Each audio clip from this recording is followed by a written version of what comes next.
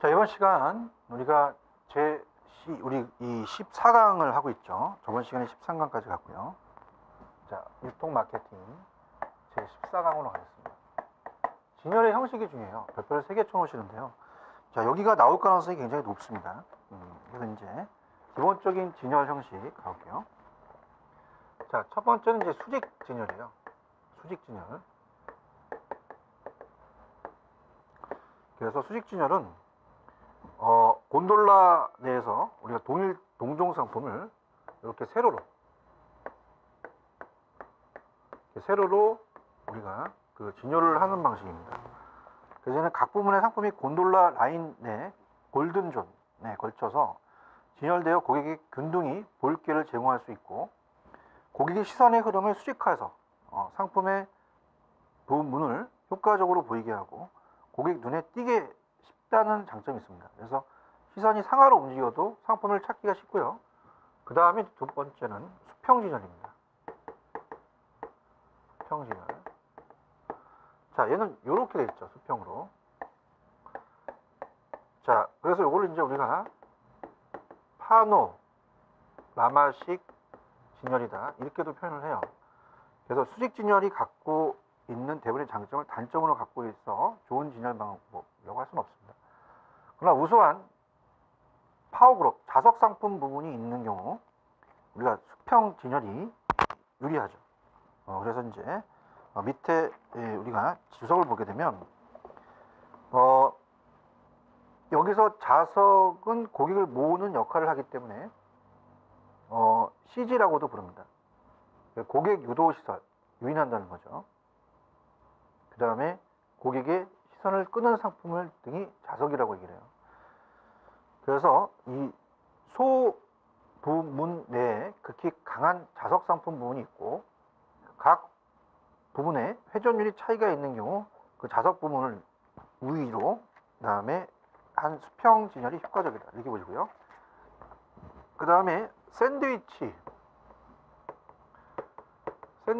진열이에요. 자, 이거는 이제 잘 팔리는 상품은 곁에 이익을 높으나 잘 팔리지 않는 상품은 진열해서 고객 눈에 잘 띄게 하여 판매를 촉진합니다. 그러니까 잘 팔리는 거 옆에 안 팔리는 걸 지내는 거죠. 그래서 무형의 광고 효과를 얻을 수 있고, 진열 내에 사각 공간, 죽은 공간을 무력화할 수 있어서 효과적이라는 거죠. 그 다음에 이제 네 번째는 우리가 라이트업 진열입니다. 자, 그래서 오른쪽 우측으로 가는 거예요. 좌측보다 우측이 잘 팔린다. 그 다음에 이제 이 사람의 시선은 좌측으로부터 시작되는 상품명을 읽기 위해서 좌측으로 해서 우측으로 움직이기 때문에 우측의 고가격, 고이익, 대용량 상품을 진열합니다. 상품 보충 진열 작업을 하는 경우 우리가 진열 선반에 남아있는 잔여 상품을 우측으로 진열하는, 새로 보충하는 상품은 좌측으로 진열해서 상품의 선입 선출 작업에 활용되는 거죠. 그 다음에 이제 다섯 번째는 전진, 입체 진열. 자, 이건 어떻습니까? 매력적인 매장을 만들기 위해서 적은 수량의 상품이라고 하도 앞으로 되어 쌓는 진열을 말합니다. 그래서 우리가 가능한 한 진열 선반 앞에까지 상품을 전진시키고 위에도 공간이 있는 한 쌓아 올리는 거죠. 그래서 적은 양의 상품을 갖고도 풍부한 그 진열감을 연출할 수 있다. 그래서 제조 일자가 빠른 상품과 오래된 상품을 앞으로 내어 진열하는 거죠. 새 것을 뒤쪽으로 갑니다. 그죠? 그러니까 우리가 저도 같은 경우는 이제 마트에서 이제 보는데요. 보통 날짜를 봤을 때 우리가 그 새 것을 뒤에 놔요. 오래된 거 앞에 놓는 거죠. 물론 뭐 앞에서 뽑지만 저 같은 경우는 좀 약간 요령이 있어갖고 좀 신선도를 요구하기 때문에 뒤에서 빼죠. 그런 것들을 이제 요구한다는 거죠. 그 다음에 이제 곡면 전고. 자, 이런 게 좀 말이 어렵죠. 곡면 전고 진열이다. 자, 이건 이 곡면 전고 진열이란 벌크 매대예요. 완만하게 해서 3모양으로 진열하는 거죠. 그래서 만만한 곡면에 산 모양으로 진열을 해서 우리가 볼륨감을 줍니다. 줄 같은 게 이제 많이 이제 쌓이는 거죠. 이렇게. 줄. 그래서 거기에 접하는 부분은 만만한 곡면으로 만들면 이 진열 시 선입선출을 유의하는 거죠. 그 다음에 이제 그 밖에 뭐 다른 것들은 뭐 컬러 컨트롤 진열, 컬러를 색깔이죠, 그죠? 컬러 컨트롤 진열,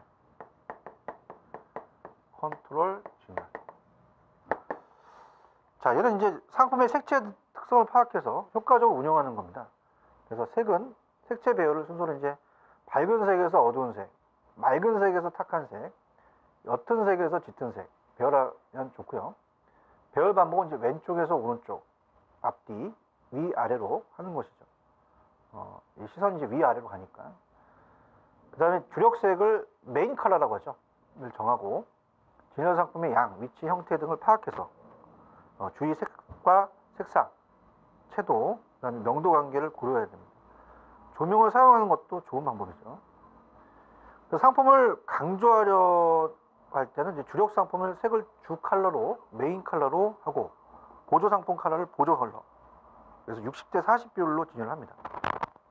그리고 이제 우리가 유사 색상끼리는 이제 나열하고 빨강과 주홍, 노란과 연두, 파란과 보라 등 보색끼리도 이제 나열하는 거죠.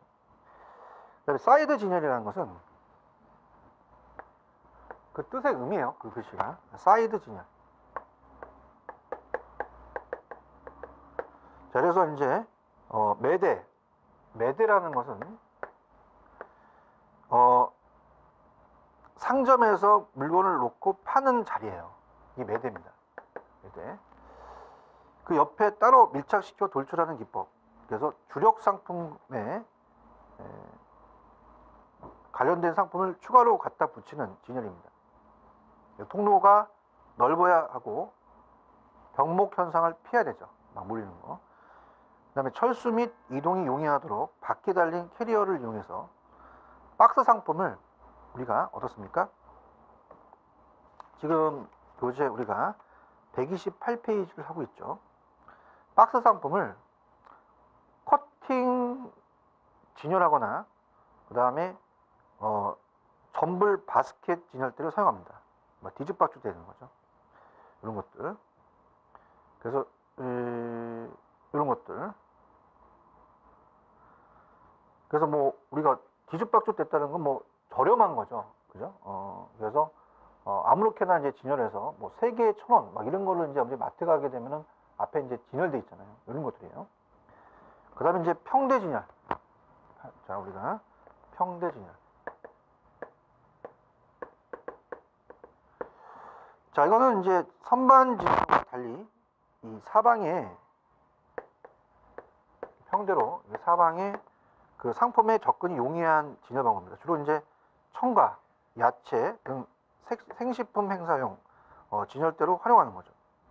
기획상품 진열에도 적극 활용됩니다. 통로가 넓어야 하며 재고 관리에 주의해야 된다. 그래서 볼륨감을 있어야 되니까 보조구 활용 및 양감 진열을 안 한다. 자, 10번은 이제 트레이 팩 진열이다. 그래서 이제 평대 진열과 유사하나 하단 부분을 펠릭 또는 받침대, 깔판을 처리하고 진열 상품의 박스 하단 부분을 트레이 형태로 이제 커트에 박스채 쌓아 올리는 겁니다. 이런 것들. 그래서 주로 이제 우리가 할인점이나 슈퍼마켓, 그 다음에 매장에 대량으로 상품을 쌓아 진열해서 통로로 폭이 확보된 매장에서 이용하겠죠. 자, 다른 것들은 좀 밑줄만 쳐볼게요. 자, 우리가 교재 128페이지 11번 슬롭 변화 진열. 곤돌라 선반 일부를 떼내어 우리가 새로운 긴 공간을 만들어서 그곳에 박스 커팅 등 대량 진열을 하는 거고요. 돌출 진열. 자, 돌출 진열은 이게 매대 전면에 튀어나오게 하는 진열로 일반 진열보다 확장되고 양감 있는 느낌. 양감은 이제 이 대상의 그 실체감과 입체감을 표현하는 부피나 무게의 느낌이 양감이에요. 그래서 이 느낌을 주며 보조기구가 필요합니다. 그래서 이 주의사항은 이제 통로가 넓어야 하며 돌출로 인한 사각지대 발생으로 눈에 보이지 않는 손실이 크다는 거죠. 이런 것들. 그래서 이제 돌출 진열은 본 매대에 전면에 튀어나오게 하는 진열로 일반 진열보다 확장되고 양감 있는 느낌을 주며 보조기가 필요합니다. 그래서 고객 동선에 좀 장애가 될 수도 있긴 하죠. 자, 밑에 이제 우리가 그 오른쪽에 13번의 후쿠 진열이라는 건 뭐냐면, 후쿠 진열은 그 선반을 이용하지 않고 후쿠를 이용해서 진열하는 방식입니다. 그래서 후쿠에 걸어야 하기 때문에 구멍이 있는 상품만이 가능합니다. 상품이 잘 보이는 장점이 있죠. 그 다음에 14번의 엔드 진열. 출구 쪽에 돌아서는 고객을 멈추게 만듭니다. 그래서 평대 양 끝에 있는 진열대, 밑에 보시면 단품 진열은 이제 어떻습니까? 신상품, 기획상품 등 특정 브랜드 판매를 극대화시킬 때, 다품 진열은 생활 제한, 메뉴 제한, 그 다음에 시즌상품 등 명확한 테마를 가진 상품에 쓴다. 관련 진열은 상품이 높은 주력 품목의 진열 페이싱을 확보한 후에 그에 관련된 보조 상품을 또 일정 비율로 추가 구성해서 연출하는 거죠. 그 다음에 이제 브레이크업 진열. 자, 브레이크업 진열은 이 진열대 단을 상품 크기에 맞게 조절해서 진열 효과를 높이는 겁니다. 이게 진열 라인을 이제 변화시키는 거죠. 진열 라인을 변화해줘서, 그래서 고객 시선을 유도해서 상품과 매장의 주목률을 높이는 효과다. 그래서 획일적인 선만 모습, 때로는 이제 단조로운 연출을 하겠죠. 그래서 변화를 시켜야 됩니다. 그래서 진열에 있어서 진열대 등판이 드러나는 것이 좋은 진열이 아니라는 거죠. 그래서 우리가 기본적인 진열을 봤어요. 그래서 여기까지 보고 문제를 한번 풀어볼게요. 자, 내용은 많죠. 그래서 암기를 또 하셔야 되는 부분이지만, 자, 문제로 이제 확인해 볼게요. 우리가 이제 250페이지로 갑니다. 250페이지로 가시면, 자, 9번 문제가 있어요. 자, 다음 중 적은 양의 상품을 갖고도 우리가 어떻습니까? 풍부한 진열감을 연출할 수 있으며 제조일자가 빠른 상품과 오래된 상품을 앞으로 대어 우리가 진열하는 진열 방식을 무엇이라고 하냐? 그게 아까 전진 입체 진열이잖아요. 그래서 정답은 4번이 정답입니다. 그래서 매력적인 매장을 만들기 위해서 적은 수량의 상품이라고 또 앞으로 내어 쌓는 이 진열을 의미하며 가능한 한 진열 선반 앞에까지 상품을 전진시키고 위에다 공간이 있는 한 쌓아 올리는 형태를 말하죠. 그 다음에 10번. 자, 9번의 정답은 4번이 정답이고요. 자, 10번은 다음 중 무형의 광고 효과를 얻을 수 있고 진열대 내에 사각 공간, 죽은 공간을 무력화할 수 있는 효율적인 것은 아까 샌드위치 진열이죠. 그래서 진열대 내에서 잘 팔리는 상품 곁에 이익은 높으나 잘 팔리지 않는 상품을 진열해서 고객 눈에 잘 띄게 하기 위해서 촉진하는 방법이에요. 요런 것들이 나올 가능성이 있어요. 뭐 수직과 수평이라는 건 다 알 수 있잖아요. 그래서 요런 거 5번하고 이제 3번 정도가 좀 나올 수 있습니다. 그죠? 이렇게 보시면서 다른 것들도 연문을 하지 않는 게 아니라 내용 정도를 이제 조금 봐야 돼요. 자, 이게 이제 기본적인 우리가 진열 방식이고요. 그 다음에 이제 넘기시면은 그 TOP라는 게 있어요. 그래서 교재 우리가 가볼게요. 지금 여기는 기본적인 것만 봤죠. 그 브레이크 진열까지 봤고 TOP입니다. 130페이지. 자, 두 번째 판매 시점이죠. 구매 시점. 그래서 구매 시점. 판매 시점에는 이제 구매 시점.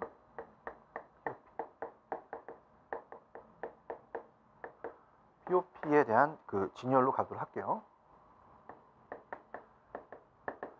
자, 얘는 이제 매장 안에 제품 배치가 대략적으로 끝나면 이 소매업자는 매장 내부의 디스플레이, 진열을 어떻게 할 건지 결정합니다. 그래서 POP의 진열 방식은 구매 시점, 고객에게 정보를 제공해주고 매장의 분위기를 반영하며 제품의 홍보 역할을 수행합니다. 그래서 POP 진열은 이제 POP 광고, 설득적이고 이제 안부적인 세일즈맨의 역할을 할 수 있죠. 그래서 이제 이것도 하나씩 보셔야 돼요. 그래서 이번에 구색 진열이라는 게 있죠. 자, 얘는 고객이 제품을 보고 느낄 수 있도록 진열하는 걸 말합니다. 그래서 개방된 구색 진열에서는 책이나 의류, 과일과 같이 고객이 만져볼 수 있도록 하는 겁니다. 그러나 컴퓨터나 CD, 언더웨어 등의 경우는 고객이 볼 수 있지만 만지거나 착용하는 것은 금지되어 있기 때문에 폐쇄된 구색 진열을 사용하겠죠. 그 다음에 테마별 진열. 테마별. 자, 제품을 어떻습니까? 우리가 계절의 바캉스나 스키 시즌, 특별한 이벤트, 발렌타인데이나 크리스마스 등에 따라서 제품을 진열하는 게 테마예요. 그래서 촉진하고 판매를 촉진하고 쇼핑을 더욱 즐겁게 만들 수 있고요. 그 다음에 네 번째는 패키지. 그래서 이런 것들은 뭐 너무 내용에 대한 거니까 뭐 이걸 갖고 문제를 내지는 않죠. 그래서 패키지는 그 개별 카테고리별 제품을 진열하는 것보다 하나의 전체적인 효과를 노리고 세팅되어 번들로 진열하는 걸 말합니다. 그래서 마케팅을 이용해서, 그죠? 마네킹을 이제 이용해서 신발, 모자, 가디건, 스커트 등을 의류 제품을 보여주면서 이것들을 이제 구매할 수 있도록 한다는 것이다. 이렇게 보시면 되고요. 그 다음에 뭐 옷걸이 연관 진열이라는 게 밑에 있죠. 연관 진열 같은 경우는 이제 한번 별표를 하나 쳐놓으세요. 이거는 이제 들어도 알 수가 있는 건데, 연관 진열 같은 거는 조금 우리가 전문적인 용어죠. 별표를 하나 쳐놓으시는데, 자, 볼게요. 통상 우리가 할인점의 진열은 이제 골드존, 매출이 많이 올리는 방식을 따른다. 그래서 소비자의 시선은 오른쪽으로 향하기 마련이므로 이 오른쪽에 주요 매장인 것은 신선 매장입니다. 오른쪽에. 신선 매장. 그렇습니다. 같은 진열대에서도 고가에서 저가 순서로 진열하고, 그 다음에 하지만 요즘은 이제 연간 진열이 추세입니다. 제품군이 달라도 궁합이 맞는 연관 관계가 있는 제품을 나란히 진열합니다. 매출을 높이게 되는 거죠. 양은 냄비와 라면, 그죠? 그래서 우리가 보통 우리 그 옛날에 이제 막 찌그러진 냄비 같은 걸 또 많이 선호하잖아요. 일부러 찌그러도 팔기도 하는데, 그럼 라면이 있으면 또 좋고, 만두 옆에 또 올리브가 있고, 그 다음에 삼겹살, 와인이, 그죠? 양파와 와인, 뭐 이런 것도 이제 연간 진열이다. 이런 게 나올 수 있을 것 같아요. 그 다음에 이제 옷걸이 진열은 말 그대로 뭐 양한 냄비와 냄비 같은 건 이제 그 추억 같은 걸 또 따지는 거고요. 옷걸이는 뭐 걸어서 보여주는 게 제품이에요. 그래서 의류나 소매업이고, 케이스 진열은 뭐 레코더나 책 같은 케이스로, 컷 케이스는 이제 제품을 포장된 상자 속에 그대로 넣은 차로 우리가 슈퍼마켓이나 할인점에 이런 방식 자주 쓰이죠. 그래서 밑에 이제 두 번째 점에 보시면 커다란 통에 제품을 쌓아 놓아서 저렴하게 판매하는 방식도 많이 이용됩니다. 자, 그러면 밑에 우리가 참고해 보시면 PF 광고, 우리가 POP 광고가 이제 중요한데요. 자, 이게 말 그대로 이제 우리가 구매 시점 광고죠. 구매 시점. 그래서 상품 판매에 대한 보조입니다. 그래서 매장을 안내하고 점포 분위기, 광고 보조 역할을 하는데요. 이 POP의 광고는 구매 시점, 진열물, POP 광고 진열, 혹은 판매 시점 진열이라고 부릅니다.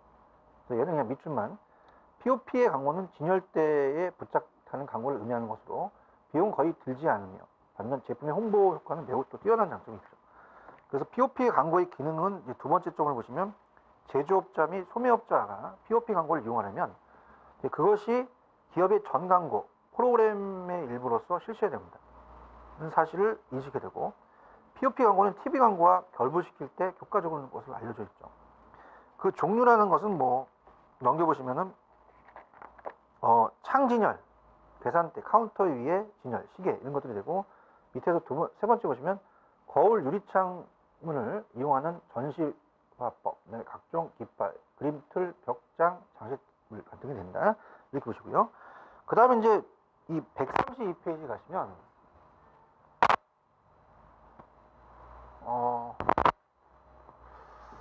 포장이 나옵니다. 132페이지.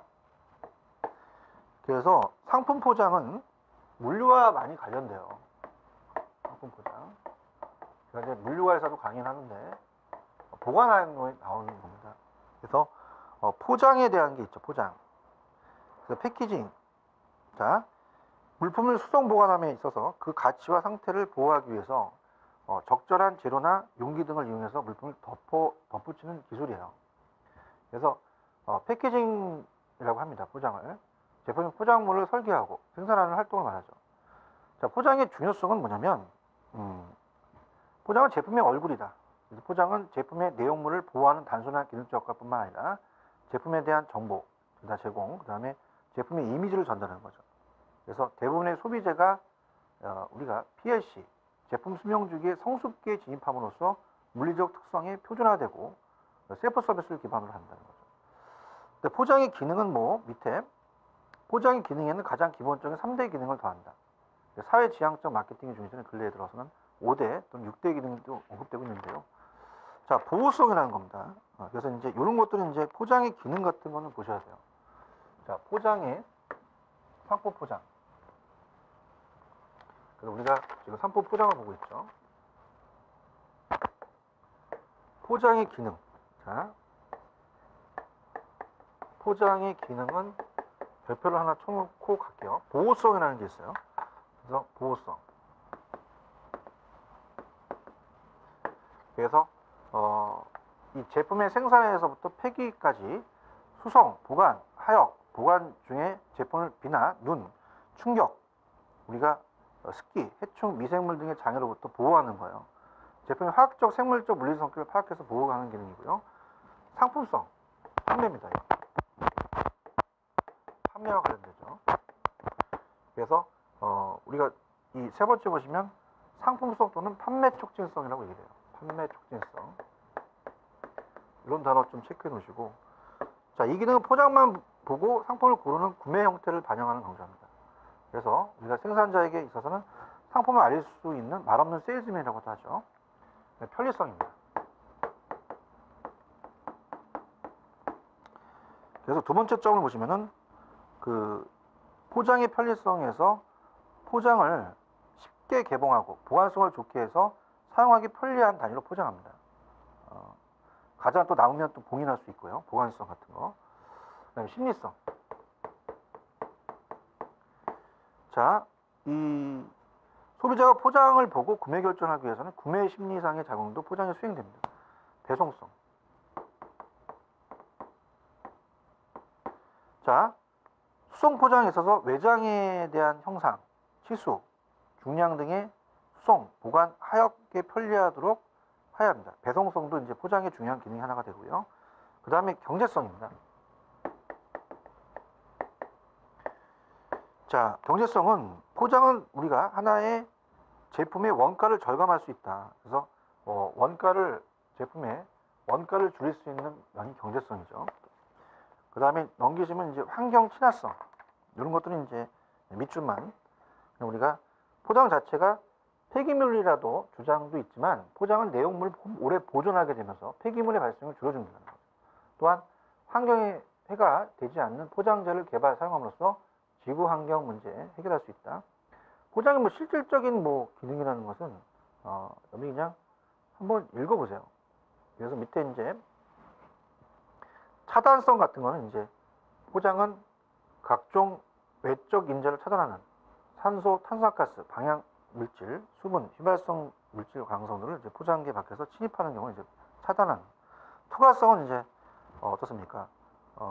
우리가 여러 가지 타당성과 반대되는 물성으로 어떤 종류의 기능성 포장에는 선도 유지제 등을 포장기에 내에서 유지시키는 이렇게 됩니다. 그 다음에 흡착성, 흡수성, 흡유성도 이제 밑줄만.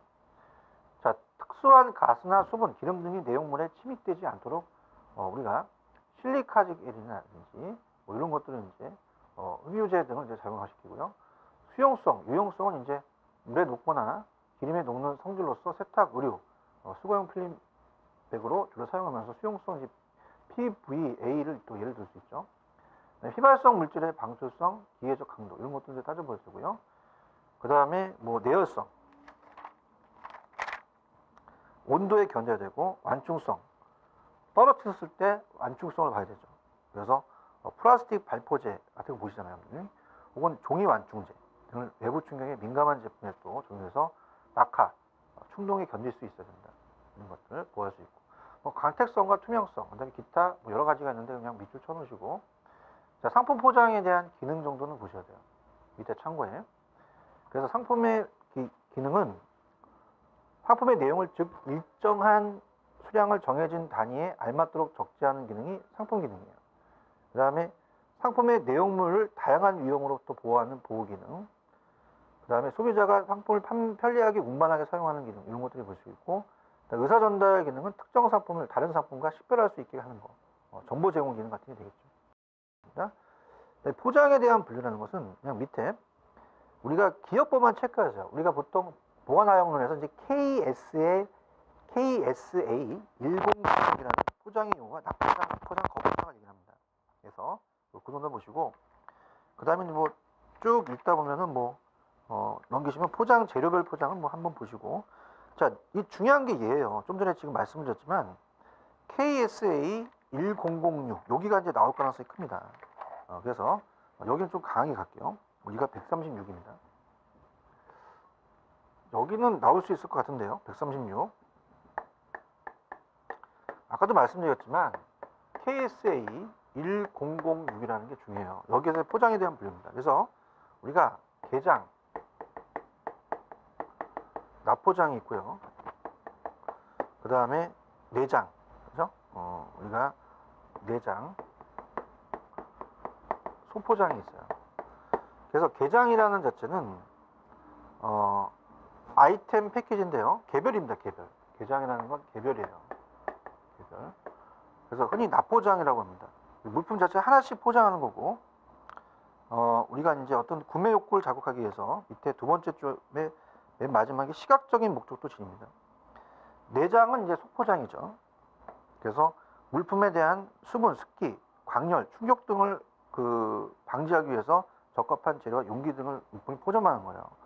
자, 그래서 우리가 내장에 보시면은 세 번째 줄에 보시면 내장에는 특수한 목적이 없이 일반적으로 시장되는 일반 내장과 우리가 특수한 목적을 가지는 내장이 있다. 전자의 경우는 약품, 화장품, 과자, 문방구 및 도자기 등의 포장지나 용기가 주로 쓰이고요.